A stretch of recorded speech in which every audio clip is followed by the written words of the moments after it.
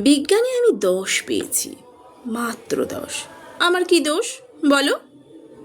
প্রশ্ন যা ছিল খুবই সহজ, উত্তরও ছিল জানা। ভাগ্য আমার সহায় ছিল না, পৌঁছতে হলো দেরি। নইলে আমি কি তেমন ছাত্রী বিজ্ঞানে ফেল করি? সকাল থেকেই নানা অঘটন। জল খাবারে আস্ত ডিম, রান্নার মাসি নিয়ম জানে না। ডিম খেতে নেই কেননা গোল, অমলেট দিলে দোষ কেটে যেত, লেটার মার্কস পেতাম ঠিক।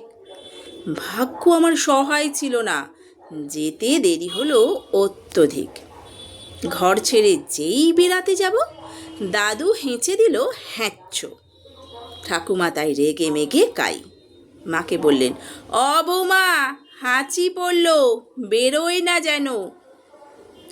টিক টিক টিক, তক্ষুনি মা বললেন, ঠিক আছে ঠিক আছে, একটু বসে যাবে টুনি। অগত্যা, তাই বসতে হলো। হাঁচির বিপদ যেই না কাটলো চৌকা ঠেপা।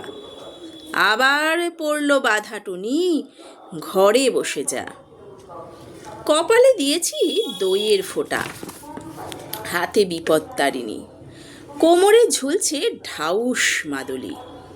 বিপদ এড়াতে পারিনি। অতি সাবধানে ঘরের বাইরে যেই না গিয়েছি, কুট্টি বোন চেঁচিয়ে উঠল, দিদি দেখ দেখ, পাঁচিলে একটা পাখি, কি সুন্দর, হলদে ঠোঁট, নীলচে চোখ আর বাদামি পিঠ। তাকিয়ে দেখি পাঁচিলে বসেছে, হায় হায়, ওটা এক শালিক।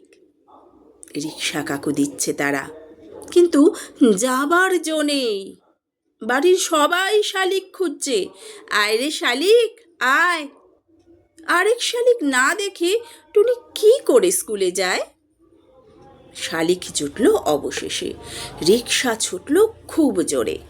আর দেরি নেই পৌঁছতে স্কুলে। কিন্তু আমার পোড়া কপাল, হঠাৎ ব্রেক থামাতেই হলো। পথ কেটে গেছে কালো বেড়াল। দেরির পর আরও দেরি। দেরিতে গেলাম স্কুলে। সামনেই দেখি কি সর্বনাশ, বিজ্ঞান দিদিমণি। খুলে বললাম, রাগে গজগজ। বসতে দিলেন ঘরে। বিজ্ঞানের ছাত্রী হয়েও তুমি ডুবে আছো সংস্কারে। মুক্তমানা দিদিমণি অনেক বকাবকির পর প্রশ্নপত্র এগিয়ে দিলেন, খাতা দিলেন। হঠাৎ চেয়ে দেখি পলা নীলা শঙ্খে ভরা দিদিমণির হাতের আঙ্গুলগুলো। বিজ্ঞানে আমি 10 পেয়েছি, মাত্র 10। আমার কি দোষ বলো?